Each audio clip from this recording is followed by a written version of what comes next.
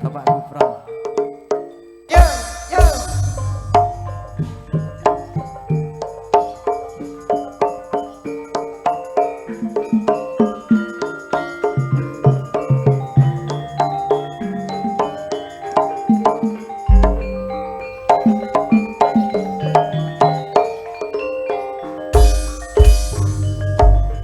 Etan kali rak kali arep nyebrang rono oden etan kali sayang nyuwun kemati tak timbang timbang timbang timbang padha abote tak suwiri dadi selawe tak jumo papat garis selikur sing tak pikiri kok ra melu duwe ora liwat mancing sedulur awan-awan gak melu mendung yen apa sisike kok nyawa ora tega nundung eling dieling-eling kebeciane kaya ngene rasane tempe kaya kentang dibumbu rawon kaya ngene rasane wong ora duwe mung kaya wayang digawe lakon kocak kacik banyu sak siwur sapa ngerti bakal ikutan wong becike mancing sedulur sapa ngerti bakal bisa iwa urang aja digelo ana hidangan mati suro